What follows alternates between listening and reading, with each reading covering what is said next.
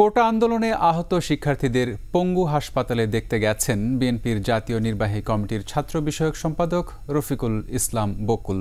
আহতদের চিকিৎসায় সহায়তার আশ্বাস দেন তিনি। মাহমুদ হাসানের প্রতিবেদন। পঙ্গু হাসপাতালে চিকিৎসাধীনদের দেখতে আসেন বিএনপির জাতীয় নির্বাহী কমিটির ছাত্র বিষয়ক সম্পাদক রফিকুল ইসলাম বকুল। আহতদের পাশে যান এবং তাদের শারীরিক অবস্থার খোঁজ খবর নেন তিনি। ছাত্র জনতার আন্দোলনের সময় আহত প্রায় ২০০ রোগী এই হাসপাতালে চিকিৎসাধীন। তাদের চিকিৎসায় সহায়তার কথা জানান তিনি।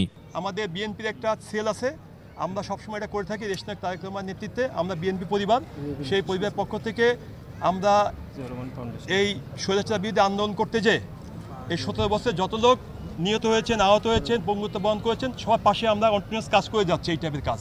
সুতরাং এটা আমাদের জন্য নতুন না, আমরা এটাকে ওইটার মধ্যে অন্তর্ভুক্ত করে আমরা আমাদের কার্যক্রম চালিয়ে যাব দলের পক্ষ থেকে।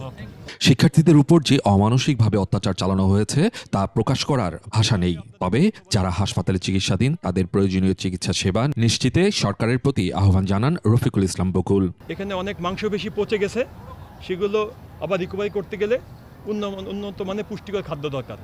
আমি সরকারের কাছে আহ্বান, দাবি যেটাই বলেন সবার পক্ষ থেকে জানাবো, এখানে সবাই যেন একটু দৃষ্টি দেওয়া হোক, এখানে যেন সর্বোচ্চ চিকিৎসাটা দেওয়া হোক। তাদের পরিবারকে যাতে আগামীতে পুনর্বাসন করা হয়। তাদের ছেলেটা যে এখানে আসে শুয়ে, অনেকের রোজগার তার উপর নির্ভর করছিল, সে রোজগারটা বন্ধ হয়ে গেছে। এখন আমরা দলের পক্ষ থেকে যেটুকু পারি সাহায্য করব। আহতদের নিয়মিত খোঁজ খবর রাখার কথাও জানান তিনি। অন্তর্ভুক্ত করে আমরা আমাদের কার্যক্রম চালিয়ে যাব দলের। মাহমুদ হাসান, ২১ টেলিভিশন, ঢাকা।